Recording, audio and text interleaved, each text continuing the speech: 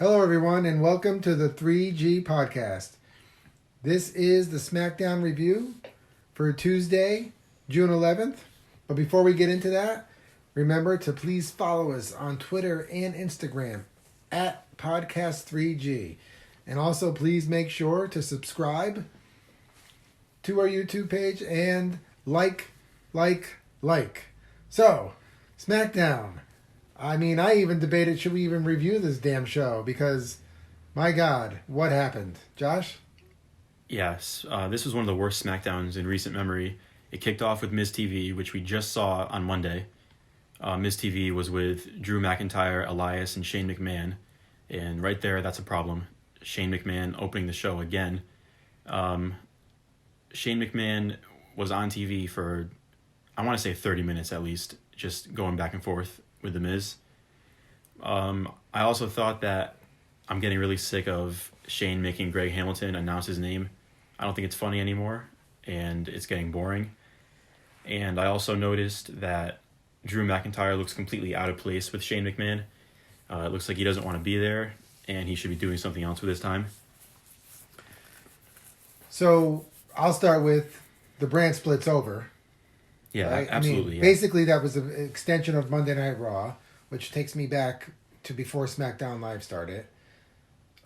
Again, Drew McIntyre is being wasted. I mean, The Miz even joked about it. Like, you're his lackey. Yep. You're his lackey. And, the only good thing, I thought when The Miz came out and said, I'm forced to follow a script, I'm like, boy, we might be onto something good here. But no, it was just the Shane McMahon nonsense, following a script, announcing the pest of the world. Yeah. Which, that was okay. But we just got into the same old Shane McMahon dominating TV again, which, does anyone realize what's happening here? It's like the Shane McMahon show. The active rosters that are sitting in the back must internally be falling apart. I thought it was funny that, I don't know if you guys heard, Miz actually made fun of Shane and how he sweats so much. He talked about how he tried to grab his sweaty, disgusting face. I think it was at Money in the Bank. He said that's why Shane won, because he was sweating so much and he slipped out of the Miz's grasp. Isn't that funny? That's something that we always joke about here, is how like Shane McMahon soaked just walking out on stage. Yeah, and out of breath from not even saying any words yet. So this sets up a match, or I guess a series of matches, where Shane tells The Miz that he has to beat Elias, and then he also has to beat Drew McIntyre. And if he can beat both of them, then he gets to face Shane. So he beat Elias in, what was it, 3 minutes? So, I mean, talk about wasting another person. Mm-hmm. Not only are you wasting McIntyre, now you've got Elias being a complete joke and jobber. That's what he's come down to. Elias does not win matches anymore. Nope. He just, being with Shane McMahon and being a lackey and then losing a match in 3 minutes, that's pathetic. I'd rather not be on the show at all. Yeah, that's just, I think maybe he should go on to NXT again, rebuild his character, just something different, because it's repetitive. Everything in the show is now. Maybe they should just swap out NXT roster for the Raw main roster at this point, because I could argue that they can revamp everything at this point. Mm-hmm. And then, I know you're right. So then Drew McIntyre actually beats The Miz. Yeah, right? Which was actually surprising to me. I thought Miz was going to win. I'm glad I could look at it two ways, where like, what's going on with The Miz? He's just like losing, right? Like, what's The Miz's deal? I think we said it on the Raw review, which is The Miz is he's just stale right now. Face Miz is not good for him. Right. And then Shane takes advantage of that and still has his match, right? Yeah, so basically the 20 minutes was a waste of time, because the match happened anyway. The Shane McMahon and Miz match happened anyway. Right. And we talked about this on the side, and I'm going to bring it up now. Are they pushing Shane McMahon to be the WWE champion? Because where else is this going? Yeah, exactly. There's no other people on SmackDown who are at his level right now, which is sad. That would not be a good day, but I can somehow see them doing that. They're pushing Shane McMahon, who is stealing so much time from so many other worthy people. Mm-hmm. And I really don't think Shane, is on board with this whole thing. I think it could be a decision by Vince, or... Yeah, I'm sure Shane knows. I think he knows what's going on. I don't think Shane's stupid. I also noticed the crowd chanted boring again when this was going on. So that shows you how people feel about this. Yeah, I was chanting it in my bedroom. Yeah, so the Shane and Miz match happened. The Miz tapped out to that stupid triangle choke that Shane does, which looks ridiculous and like it doesn't do anything. But yeah, that's all for that segment, which lasted over a half hour. In a 2-hour show. Yeah. It was really bad opening to SmackDown, and I don't want to see anything like this again. This went to, after this, a backstage segment. Ember Moon was backstage. I think she was playing a Nintendo Switch backstage, or I saw that she was. But Mandy and Sonya confront her backstage, and I guess... For the second time. Yeah, this happened again, and they showed her the magazines, I guess, that Mandy was on the cover of. Mandy Rose hands her the stack of magazines. Sales must be low. Yeah, Ember Moon wants no part of it, and then Sonya Deville gets in her face, and that's about it. I mean, at least Ember Moon is on TV. Yeah, but Ember Moon is probably one of the best talents on the female side, and she's sitting backstage because Shane McMahon stole her time. Yeah, exactly. All right, so this went to... I thought we were going to get a match. Daniel Bryan and Rowan came out, and I've been waiting now for weeks for those hemp tag team titles. I don't know, do you guys... I think that... I thought maybe those other titles were going to be the new tag team titles, the cardboard ones, that those... What were they called? The Yolo County Tag Team Championships. Yeah, those are some nice looking belts, man. They're nicer than most of the titles they have now on the main roster. There's two reasons why they're not making the hemp belts, or maybe these are one of the reasons, but maybe one is they're going to lose the titles soon, so there's no point in making them, or two, they're just too lazy, which I think is the second one.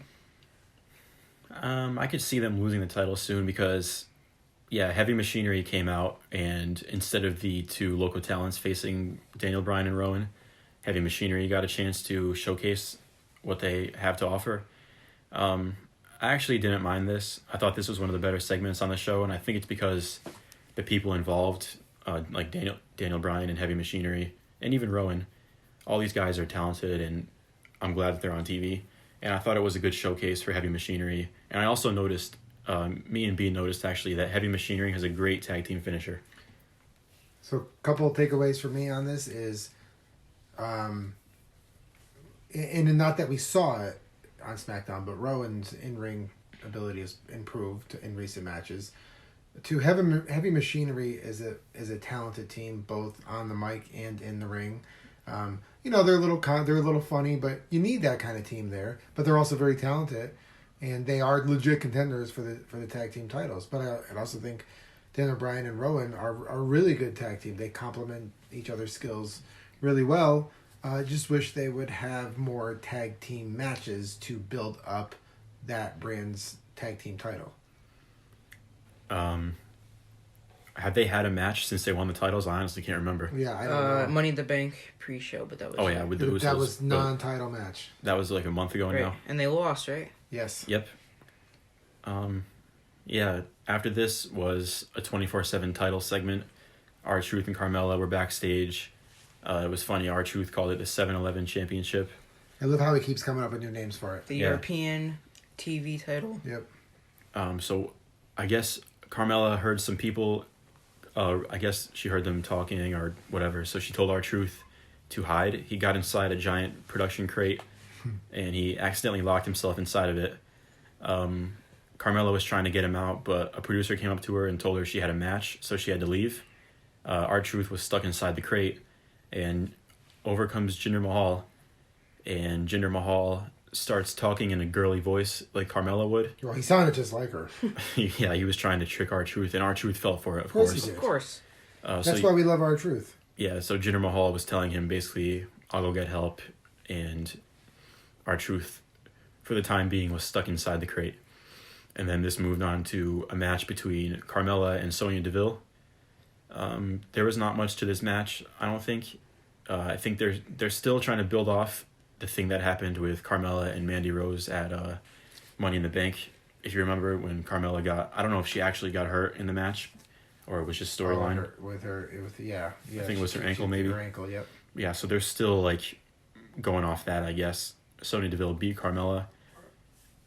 I wish that they would not use an angle from 5 weeks ago for these women, but yeah. So are they pushing Sonya Deville now because she beat Carmella, and then backing up? Apparently, R-Truth is still in the crate because he posted on Instagram from inside the crate. So it's good that he's got his phone working and he can post on Instagram, but yet nobody can get him out. Well, if you read the caption, it says that he has like a little bit of battery left. Oh, okay. So. He's on his way to Los Angeles, right? Yeah. So he'll be. They'll probably show Monday like him like getting out of the crate on Monday. Monday. He'll be some food in there, but again, yeah, the match was. That women's match was not that great, and I don't know. I guess we'll see the purpose of this little feud between Mandy and Sonya and Carmella. Like, what's to come of it? Hopefully at least it's something, but it's probably just for TV time sake. Yeah. This led to yet another backstage segment. It was Alexa Bliss and Nikki Cross. Basically, all I got out of this was that there was a match set up where Nikki Cross is going to face Bayley later in the night. Again, like we said for the Raw review, I guess the pairing of Alexa Bliss and Nikki Cross is okay. It gives both of them something to do, and something that's a little bit different for both their characters. I don't know how you guys feel about. I think that maybe spanning it over 2 shows is a little bit overdoing it. Yeah, they Again, pretty with much. The amount of talent that's sitting in the back, not doing anything. Why are we spanning Alexa Bliss and Nikki Cross over? It's fine. It's a nice little storyline with those two, but let's keep it in one spot. If Alexa Bliss is challenging for the SmackDown Women's Championship, keep it there. They could have did something different on Monday night rather than that tag team match. We already said that. Stick to the brand. If you're going to go for that brand's title, have it happen on that brand. More wasted time. I mean, let's just say that SmackDown and Raw, or maybe they'll go back to the Super Show. I'm not sure what's happening. Yeah, this is where it really started to feel like a rerun of Raw, and it just felt like Raw Light instead of its own show. So after this, it was all 3 members of the New Day. Big E's back. They were in the ring. They started talking about how Big E's back. They were joking around together, and then Dolph Ziggler comes out, and immediately he starts cutting the same promo that he's been cutting for the past 3 weeks. Should have been me. Yep, no variation. It was good the first time. Should have been. Yeah, the first time he cut the promo, I was pretty impressed, but he hasn't built off it. He hasn't changed it up. It's been the same exact promo ever since he cut it for the first time. He's not backing it up in the ring either. And technically, the whole thing should have been me. It should have been Ali actually, but the match was already advertised. So why did they need this promo? Yeah, this match was advertised. I don't know if it was a few days in advance or on Monday. The night before. So this was pointless. Eventually, Kevin Owens and Sami Zayn came out, and I don't know why. Like, we all knew the match was going to happen. This was just filler. Again, they can't come up with anything else to fill this time. And oh, by the way, in my opinion, and this is a review, but it's also an opinion show. I'm kind of getting sick of the New Day. Yep.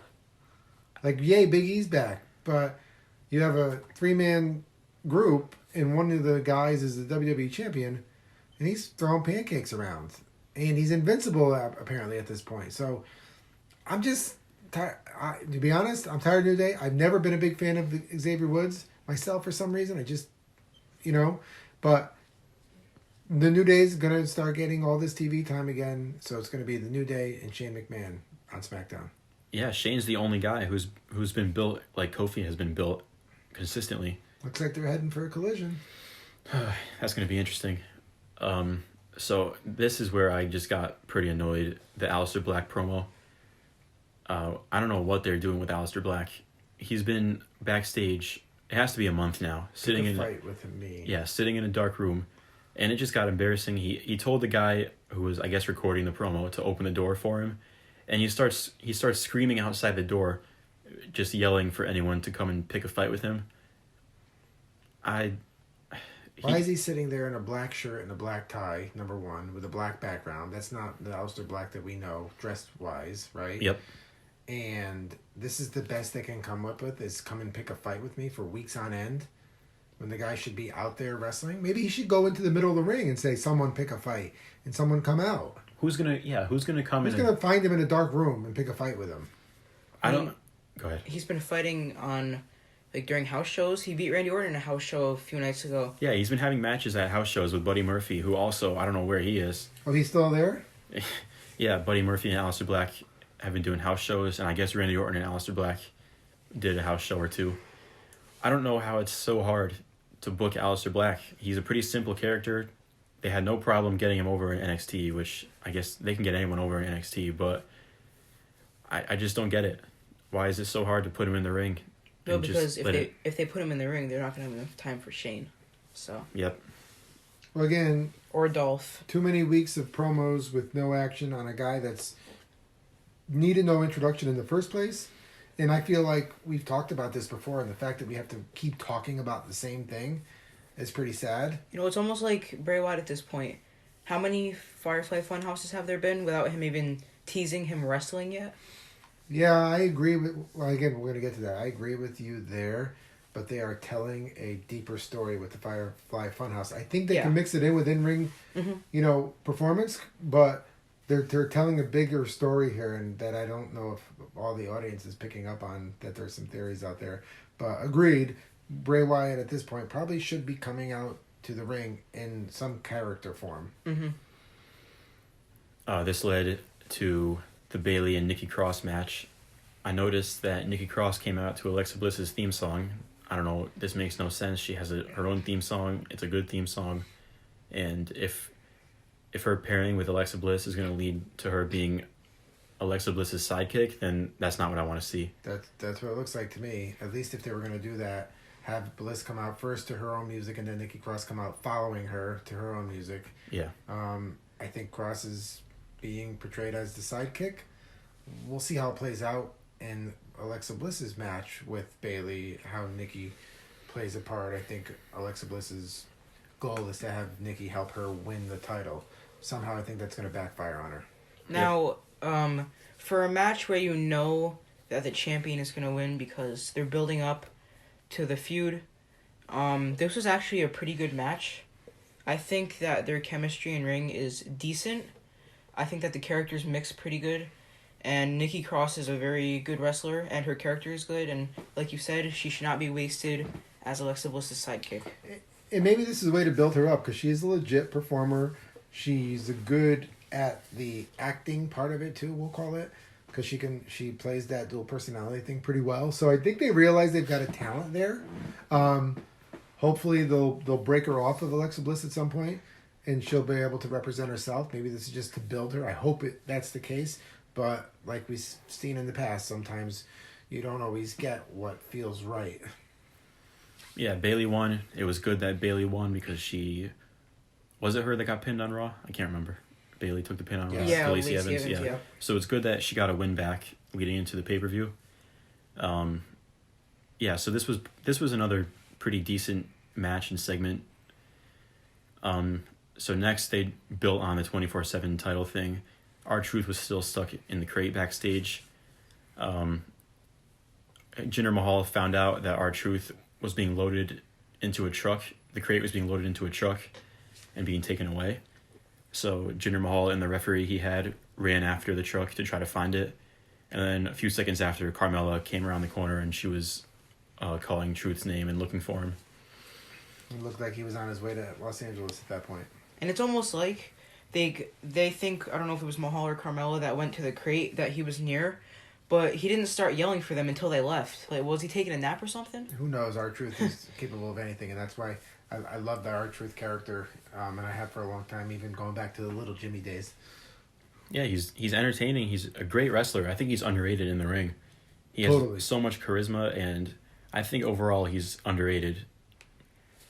There was another backstage segment. This is getting to be a theme here. Apollo Crews is backstage being interviewed. I think it was by Kayla Braxton. Zelina Vega interrupted the interview. And basically she just talks about Andrade, and she just shows Andrade. Well, I don't even remember what happened last week. Was he supposed to have a match with Andrade, Apollo Crews? Yeah, and then Finn Balor came out. Yeah, right? So I guess Andrade and Apollo Crews are going to have a little mini feud, I guess. And then once Zelina Vega walks away, the camera pans over and Chad Gable is standing there taking. It looks like he was taking notes on Apollo Crews, and Apollo Crews kind of looks at him like he's crazy. So maybe this is. I know Chad Gable was on 205 Live after SmackDown, which he was great on 205 Live, and it was a great match. And I think that's actually good for his career to be on 205 Live for now, because it gives him something to do. But if he's going to be on SmackDown and teaming with Apollo Crews, I guess that would be interesting for these two guys. I don't know. Do you guys agree? We'll see how this goes. I mean, this could be like I'm all for feuds and having a little bit of an extended feud with two guys. Think back to like the Sheamus and Cesaro feud, and building a good feud builds character as well. So if they play the feud correctly, then it could be really good for both of them. What do you think about if they paired up Chad Gable and Apollo Crews as a team? I mean, this could be good because Chad Gable is a great wrestler, and for Apollo Crews to be under his wing in a tag team, maybe Apollo Crews can start getting some sort of reaction from the crowd and some fire behind him. I'll say this, if they do that and it doesn't work, Apollo Crews' days will be numbered. Gable, I think, still has more opportunity, but they've given Apollo Crews plenty of opportunity to build on his character. And at some point, you take creative and you say, all right, creative, you're not doing a good job, but it's up to the performer to sell the character. And if you give a person so many chances to sell their character and they can't, then it's on them. And after 205 Live, I think Finn Balor and Shinsuke Nakamura had a dark match. And I think that if they're going to do a feud between Apollo Crews and Andrade, then Shinsuke could feud with Balor, possibly. Maybe just... At this point, Shinsuke is part of the... That's his last resort at this point. Well, it's kind of sad. I'm surprised he's not in the 24/7 title hunt. It's kind of sad that we're saying this about Shinsuke Nakamura, who won the Royal Rumble last year and was a legitimate world title contender and well deserved it, and then was in a tag team with Rusev, and then they both disappeared off TV. So that's pretty sad. Yeah, I don't know if you guys wanted to talk about any more about the Firefly Funhouse, because they showed the same one that they showed on Monday. I don't really have anything else to say about it. I think we covered it all on Monday. I don't know if you wanted to talk about the theories about Rambling Rabbit. Well, there's this theory that when Rambling Rabbit was talking about exposing the Firefly Funhouse, the theory is that the Firefly Funhouse, but that's a tongue twister, represents the actual WWE, backstage, locker room, creative, and that he was going to talk about that in some kind of way. And, Bray Wyatt squashing him was like anyone on the roster getting squashed for exposing things. Yeah, that's the theory. There's a lot of theories about the Firefly Funhouse, and that's awesome. That's what makes that little show so great, because you watch it and you're like, well, wait, what does that mean? What does this mean? This to me so far has been been really, really good. If they continue with the direction, it's awesome. I hope they do, and I hope they really, really give Bray Wyatt a big push here for this, because he has been tremendous. I agree, and this has easily been the best part of both Raw and SmackDown for the past month and a half, however long it's been on. This is one thing I don't mind seeing on both shows. Yep, I agree. And the show ended with the 6-man tag, The New Day, against Kevin Owens, Sami Zayn, and Dolph Ziggler. I honestly didn't think anything important happened in this match, and I'm getting tired of seeing a different combination of The New Day against either Kevin Owens, Sami Zayn, or Dolph Ziggler. Yeah, I agree. I mean, I wasn't, I kind of forgot the match because it wasn't exciting to me. And it served no purpose to me. It was supposed to be like to bring Big E back. And it's what I mean about the New Day. I'm like, they're main eventing SmackDown. I don't care. 3 other guys, Sami Zayn, Kevin Owens, and Dolph Ziggler. Sami Zayn should be getting a different kind of push than what they're doing with him this week, what I noticed with Kevin Owens. Kevin Owens should be. Dolph Ziggler hasn't been back long enough for me to make a judgment, other than he hasn't delivered what he should have been delivering. So what's left, right? These 3 guys are your 3 top talents to challenge for the WWE Championship.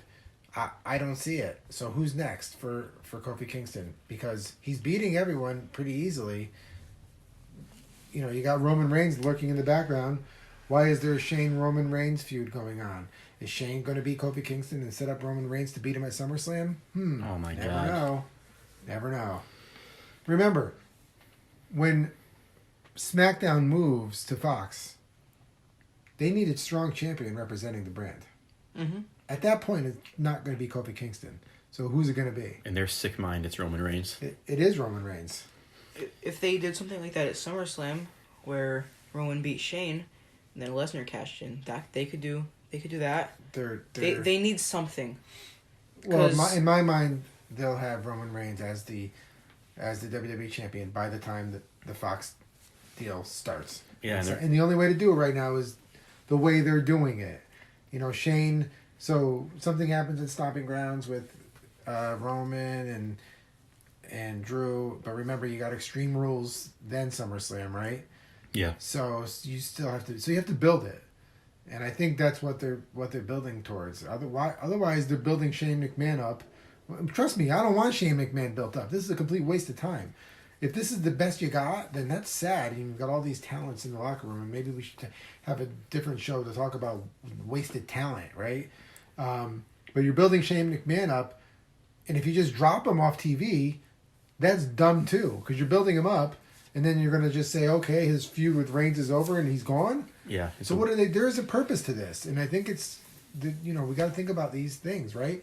You want to if they want to transition to Roman Reigns being the WWE champion, he's not facing Kofi Kingston because they want him to be the top face, and that would villainize him. So what do? You take Shane McMahon, you hate it. You make him not want to be on. You don't want to see him on TV. Can't stand him. Then you give him the WWE title, you hate him even more. I can't believe this happened. And Roman Reigns is the savior, right? And that's how they turn Roman Reigns into this. The pop that he needs and the face that he should be. Will it work? Probably not, because we just figured it out ourselves here. It will work for the first night, and then... What you just said makes sense, and I can definitely see them doing that. And I was going to say, they're not going to have Reigns beat Kofi. There's no way. And just for fun, speaking of Shane McMahon and wasted talent, I made a small list of all the people that could have been on SmackDown that weren't on for one reason or another, probably because Shane was on. So a few of these guys were on TV, but it was in a very small backstage role. Aleister Black, Ali, Andrade, Buddy Murphy, Chad Gable, Finn Balor, Matt Hardy, Randy Orton, Rusev, Shinsuke Nakamura, Shelton Benjamin, Asuka, Kairi Sane. And there's some more like Apollo Crews, who was just backstage.